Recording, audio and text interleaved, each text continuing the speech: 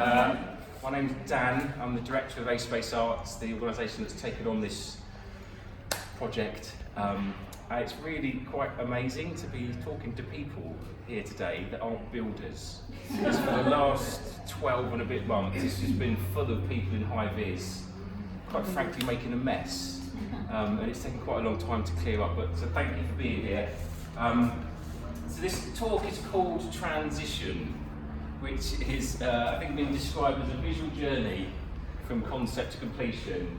I'm sorry the image is a bit faded out today. When we did a test last night, it wasn't this bright, but hopefully it's enough for you to see what's happening. So the images behind me, I'm just going to let them roll.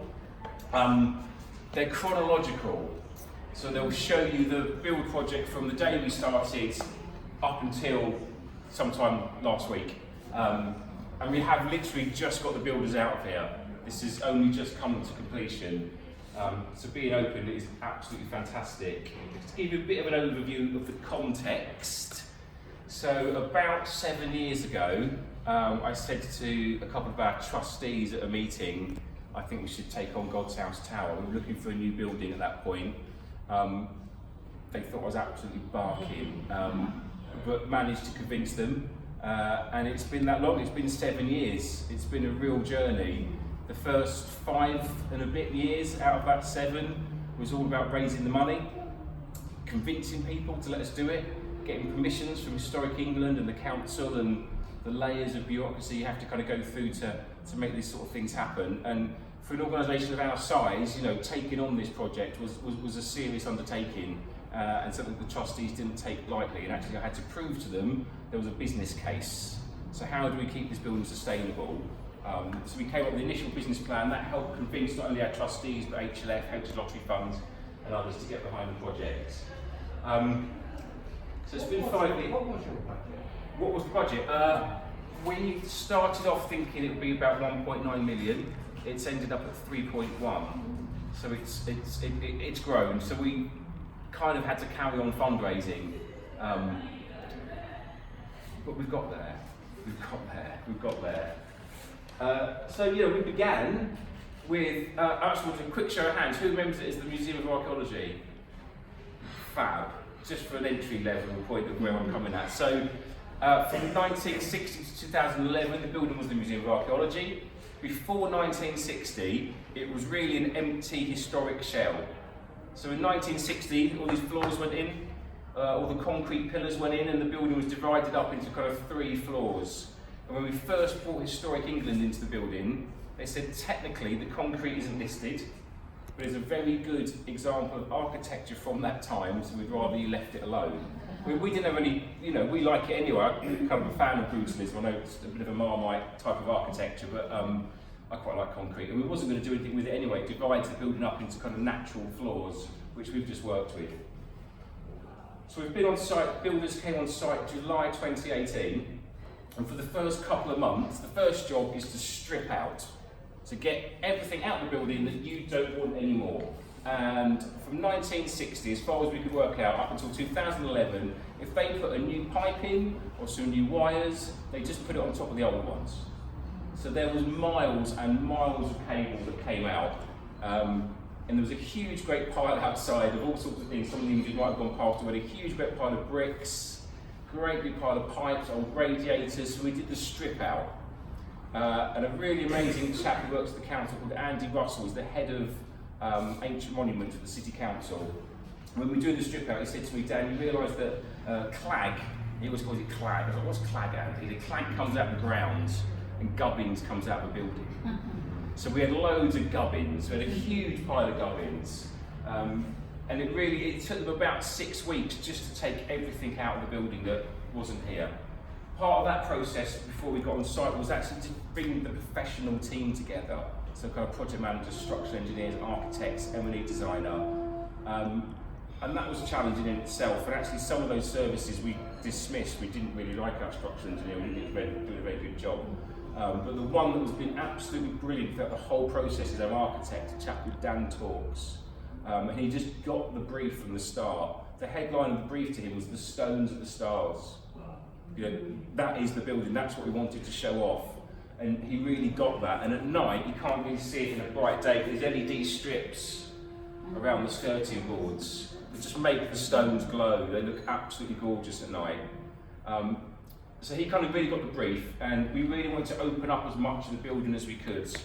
So when you're downstairs in what's now our cafe event space, Museum of Archaeology, there was a wall about halfway down where our bar currently is, and beyond that was back of house. So the public hadn't been into that part of the building until 1960. And the top floor of the tower, if you've been up to the towers today, that was the manager's office. So again, the public hadn't been up there. So, you know, exposing the stones, opening up the building was the brief. And the third part of the brief was not to bring in lots and lots of new materials. You'll see we haven't created white box gallery spaces. You know, so the main materials that have come in have been concrete, glass and oak. And hopefully, you know, the quality of the materials and the builds, you know, kind of shows. Actually, the carpenters have been amazing. If you look at the skirting boards as you go around, they're all striped to match the line of the stone. The carpenters didn't quite realise what they were taking on when they got involved with the project, but they've done a fantastic job. So we stripped out, which is kind of some of these images. You've got an empty building. You've got back to the kind of the bare concrete floors and the stone walls. And really the building hadn't had much TLC over the years. It was in a bit of a sorry state. But however, for a 700-year-old building that survived 2 world wars, actually it's in remarkably good condition. So a lot of our work we haven't had to do a lot of repair and conservation to stonework, bits and pieces around the place, but mainly it's about trying to equip the building and making it, you know, ready for the modern day. So we stripped out, and then we began to break out. And I've never done a capital project of this size before, so I've learned so much. Every day I've learned on the project. But a breakout is when you've got your wires and your cables, and then you've got to get rid of concrete floors. It's my first prop. That is a piece of diamond core drilled 60s concrete. So you can see it's like metal reinforcing bars going through the concrete. We've got about 20 of those, which I'm not entirely sure what we're going to do with, but we're going to do something with them. The contractors got used to me in the end, the builders. They thought I was an absolute barking, because every day I was in the skip, pulling bits out of the skip. My artist genes wouldn't let me throw things away. I had to hoard them. So we're going to do something with those. And the other part of breaking out, so that came from, if you've been through to the extension, there's a little archway, which is known as the North Door. So that was a blocked up doorway that we've opened, but when it was the Museum of Archaeology, within inside that arch was the toilet. You know, it's like one of the most beautiful bits of the building, they put the loo in it. I'm sure it made sense in the 60s, but so we had to break out the concrete floor, so it was that thick, and they drilled out all these core samples, which we kept. And the other core drilling that happened, and you know, we worked really hard to bury all the pipe work and all the electrics. So from the extension, we dug down about 3 meters to find the foundations of the building, core drilled through, which is where this has come from. And again, we've got about 50 of these. And all the pipe works and all the electrics now run underneath the footings of the building and come up into the main building. I know it's just a piece of core drilled brick, but I think it's an absolutely beautiful thing, and it's quite light, so I was going to just offer the chance to pass it around. You can handle this one, it's just a bit heavy. So we broke out, we moved the concrete, did the core drilling, and then you're into a kind of first fix, and you've got an empty, bare building. Actually, I should have also said, sorry, all these photos, me and my colleague Rachel over here, pretty much every day photographed the building as it was going along. We have got thousands of photos. We are now making our way through them, and actually this is a selection of probably the best 150 or so, which is going to get edited down a bit further and will become a book we're going to make called Transition, which, you know, shows is the kind of printed version of my talk today, I guess, which will be available in the shop. So we broke out, and then you do a first fix. You start building partitions and breeze block walls where you want them to go, and reconfiguring spaces. Images like this, we must have 200 pictures of spades and brooms. If anyone's been following our Instagram, Rachel does a kind of great tools down post on a Friday, which kind of marks the end of the week. But it got inspired by when they were doing the breakout, the builders were cracking the concrete floor open and they just left their jackhammer just rammed into the concrete and walked away overnight. And it just made this, for me, I thought it made a really lovely photo. And so from there, we've just been photographing tools. Spade de jour, as my colleague Rachel refers to it. Yeah, so breakout. When we do a first fix, you kind of start to bring back in your M&E, mechanical and electrical. And as I mentioned, we worked really hard. I don't know if you can see, I mean, there's no radiators on any walls. Hopefully you didn't even think about this as you walked around because we've hidden it all. These are radiators. And when the architect first said about putting radial panels on the ceiling, I'm no scientist, but I would always thought heat goes up. But then I was told, and think about the sun. You know, that heat comes down, heat can be forced down. So these, when they work in the winter, will keep this building really warm and just force heat down onto us. Again, you won't see it, there's cables all under this floor, through the floor. So we've tried to bury absolutely everything. If you're in the tower, there's a riser that goes through the middle of the tower. That carries all the pipework and all the electrics, so nothing's on any of the stone walls, you know, the stones are the stars. So we did the ME, we buried everything, and then you start kind of really doing the building and putting the interesting interventions into the building. So in this room, actually not a huge amount happened. Those windows went in, which, you know, it's south facing, and the day they went in, something the light into this room, you know, yeah, it's caught me out today because it's too bright. Yeah, but you can see the sun coming in. It's really, you know, it just kind of gave a gorgeous light into the room.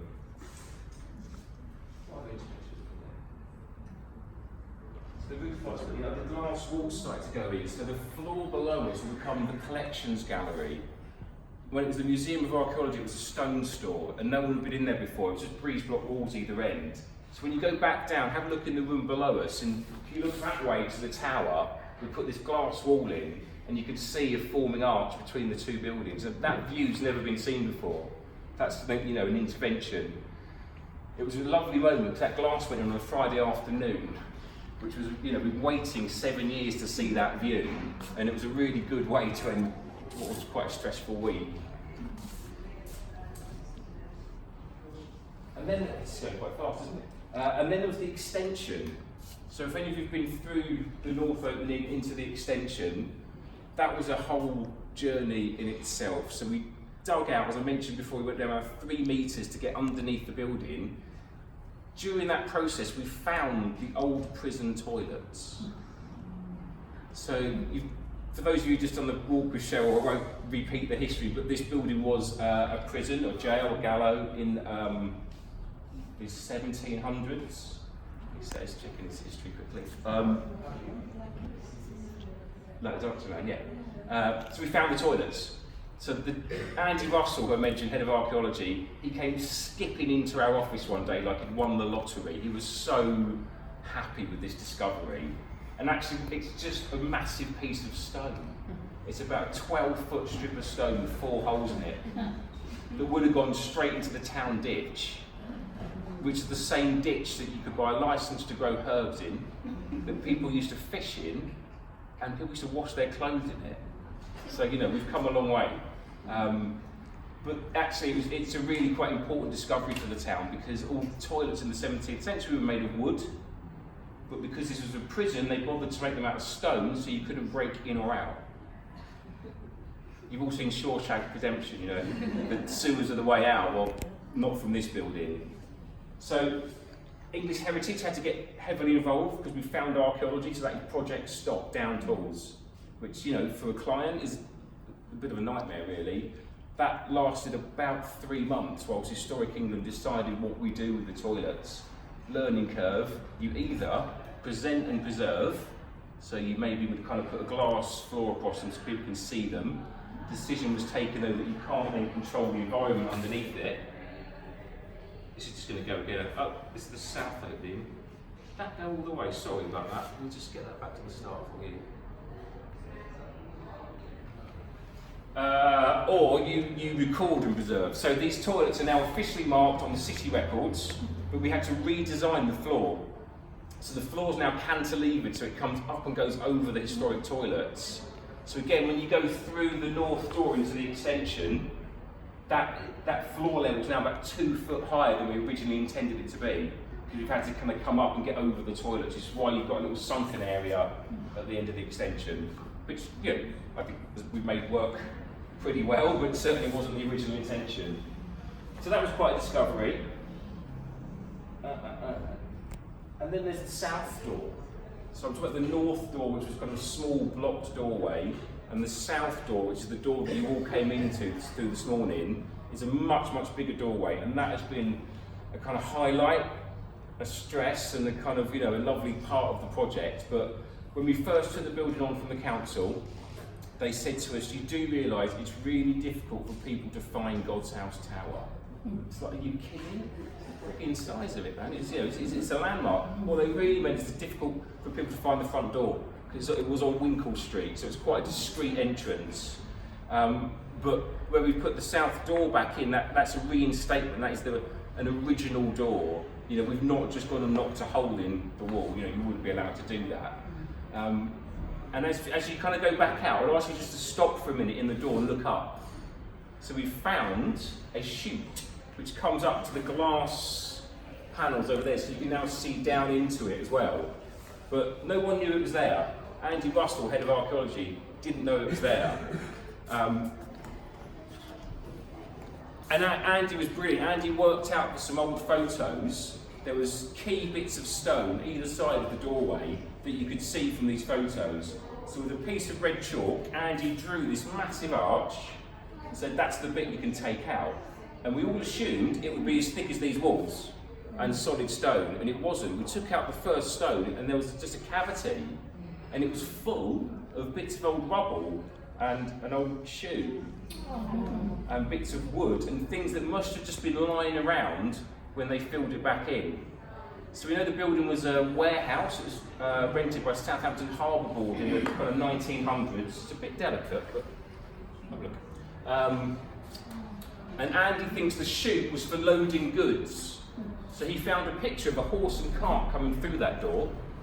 And we think the chute was there so people could load their goods up without their sacks bumping against, you know, rough stone walls. But the chute meant they could get goods up and down without damaging them. But that's been a significant discovery for Southampton. And, you know, Andy's having to rethink the chronology of that doorway being opened and closed again. You think, you know, it was built, God's House, as you just heard from Cheryl, was built to defend us from the French invaders. So there was a cannon on the roof so you could shoot up the solid. Or if you defended yourself from the French, you don't put a massive great door in. You know, then it became a prison. Again, you don't put a massive door in, you don't want people getting in or out very easily. So we think it was probably 19th century that archway first went in. But for us, it's been a real highlight of the project. And you know, practically it also puts the building kind of right onto Town Quay Road. So it's much more on the main road. It's on the main pedestrian route tourists take when they get off the cruise liners. So hopefully that door will really attract people and welcome them in. Hopefully. And then you kind of get on to finishes. So builders really kind of, I don't know, again, it's such a learning curve. The place was a mess. And then in about 2 weeks, suddenly it really came together. And things started to get decorated, things were white, floors got varnished. This is a 60s parquet floor that before we started was almost black. It was filthy. They sanded it, they varnished it, and it just, I think it looks gorgeous. It almost looks new. So the last kind of, sort of 2-3 weeks of the project, it was like someone pressed fast forward and suddenly, you know, you kind of gone from this mess of a building site into a kind of a building started to emerge out of it, which was a really joyous moment after, you know, quite a stressful 7 years. And, you know, as I was saying to the contractors throughout the whole project, you know, actually the project starts when they stop. It has been an absolute honour to work with this building and to convert it and to bring it back into use, but that was never the project. You know, the project is about what we do now. It's about artists working in here. It's about people coming in and experiencing their building. And it's something we've said to all the funders all the way along, that we want to gift the building back to the people of Southampton. And that's really true, and that's the bit we can now do. And as of today, it feels like it's fun, because it's been really stressful for 7 years. It's been really challenging. But today, like, the fun begins. As you've probably heard, hopefully as you came in, you can explore the building this weekend. Next weekend is Music in the City. Then we're going to close for 2 weeks and put all the exhibitions in. And that will change the building again. That will be really fun. So downstairs below us in the collections gallery, we're going to show work from the City Council's collection. We're going to start off with 3 paintings that were by a family of painters called the Pethers. So Abraham was the dad, Henry and Sebastian were the sons.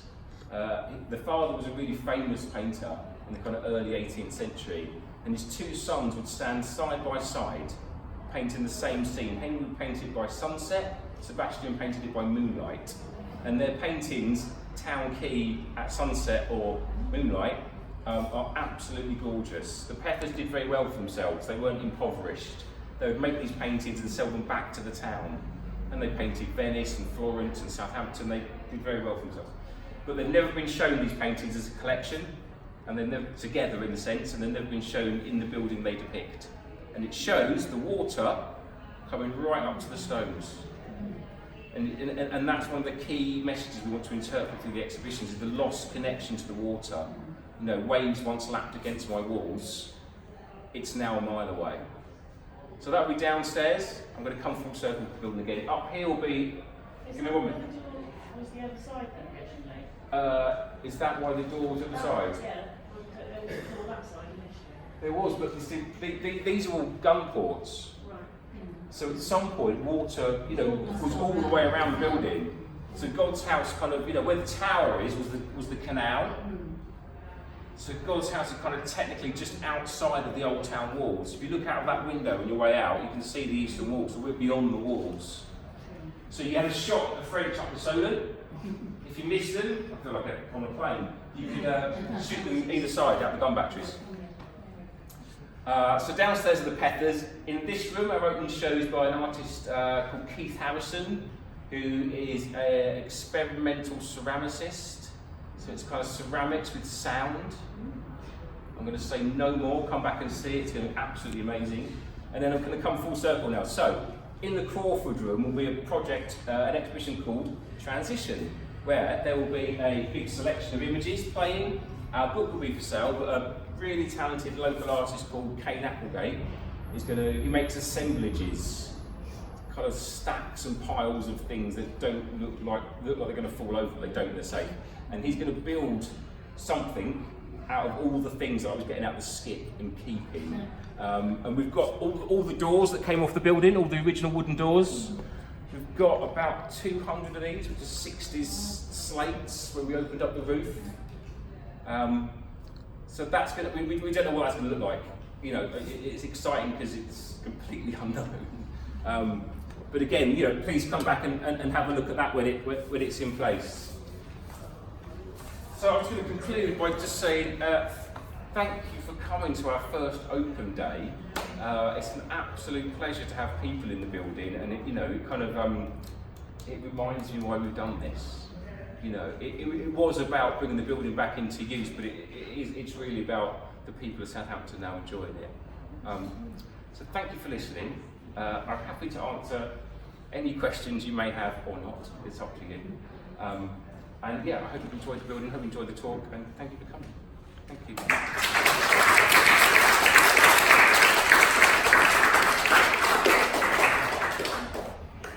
The contract was all local? Most of them, we tried to keep it as local as we could. They were from Portsmouth, which is sort of local, isn't it? The one person that wasn't was our architect, as he is based in Bristol, but you have to have a heritage conservation accredited architect, and there's not that many of them. We interviewed architects 3 times and didn't really like any of them until we sat down with Dan, and as soon as we sat down with him, he just got it. So we put a lot of stock in trying to work with the right people, and people we can get on with. She works with the landmarks. He may well do. He's an award-winning heritage architect. He's done some fabulous things. Yeah. Yes. Will they be giving access to music in the city in the future, even if they're not doing it this year? Because it has really good acoustics. We've heard choirs and way before. Yeah, the choir sounded amazing in here. Yeah, we're doing music in the city next weekend. In here as well? Yeah, but next weekend it's just downstairs. So just the cafe bar also doubles up as an event space. So the little steps go up to a stage. The first band that's playing is a friend's band called the Chateau Bateau Band. There's 7 of them. There's 7 of them, I know. And throughout this whole project, with that stage, we're thinking to ourselves, if we can get the Chateau Bateaus on there, it'll be fine. And then Music in the City comes along, and they're the first band to play here, which is a lovely, lovely thing. But yeah, it'll just be downstairs. We're going to test out the event space, little pop-up bar around the corner. To build on that question about kind of were they all local, you know, we really want to make a kind of Southampton product. So, you know, the beer we're selling is Unity beer. You know, it's brewed just around the corner. And they're making a special beer for our opening. They're making a smoked porter. So we went into the archives, we found an old Southampton beer recipe, and then Unity have decided to give it the smoky edition in kind of tribute to the cannons that would have been fired and the smoke that would have filled the tower. So that'll be with us for our opening. We've seen Hoxton downstairs, so that's a Southampton bakery. All the artists who we're going to work with are from Southampton. We're making a lot of our own products for the shop. So we're making our own books, our own Southampton products, so all that good stuff. So, you know, it really wants to be a kind of, a sort of a project about and for the city. Any questions, sir? Question about the project as well. Is it the future? What you will be doing is hosting artistic events. Yeah. Is there room for history or the archaeological impact or conference space or Yes. that kind of? Yes. What's Yes, all of that. Yeah. So we're an arts and heritage venue, and those things are kind of equally weighted. So all of the artwork will talk about the building, will be inspired by the building, and then we've got a program called Heritage Live, which is talks and workshops. The Young Archaeological Society come in here to do things. There's stone carving, all sorts of things that talk about the history of the building. It's a bit of a commercial plug. All these rooms are hireable. If anyone wants to have a private party here, we are available. We can bring in catering. But, thanks for the exhibition. Thank you, Rachel. So, a really important part of the building, and the reason why Heritage Lottery Fund gave us the money was to tell the stories of the building. That's a really important part of it. And the tower itself will host that exhibition. So as you move through the tower across 3 floors and onto the roof, you go through a kind of chronological journey of the building's history. So the ground floor is headlined by the Ken Hellier model map.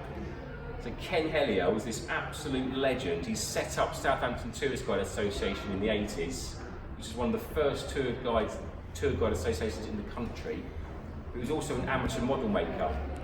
And he made this model of Southampton in 1620, the year the Mayflower left and the Pilgrim Fathers went to South America. It's, you know, half the height of that wall. It's absolutely huge. It's just been restored. It looks absolutely gorgeous, and that sets the scene. But it shows Southampton surrounded by water. It almost shows Southampton as an island, as it was in 1620. So that sets the scene on the ground floor. You come up a floor, and it's all dedicated to the lives of the gunners that used to live here. So used to work here. You come up another floor, and it's all dedicated to the prison periods. Interestingly, God's House had 3 prisons in the one building, which is quite unusual. So the Crawford room was a bridewell, kind of petty crimes, maybe, you know, a night in the cell for stealing an apple. This bit of the building is the felons' jail, so the bad people. We know the last person that was hung in Southampton, a person called William Scheuer, spent his last night in God's House, and then was dragged, literally dragged, up the high street, up the avenue, to the corner of the Common and Winchester Road, where the old gallows were. And actually, Rachel, my colleague, has just discovered his 6 times grandson, Peter Scheuer, who's going to come and do some stone carving. And then you're up onto the roof, and that will interpret the views across Southampton. And all being well, there'll be a virtual reality telescope looking that way west, and as you look through it, it will show the coastline, Southampton in 1620, and then you'll see the coast evolve to be in the modern city as it is now. So the Tower exhibition is a really important part of the project, which I completely forgot in my talk. So sorry about that. Yeah. There you go. Thank you very much for listening. You've been wonderful.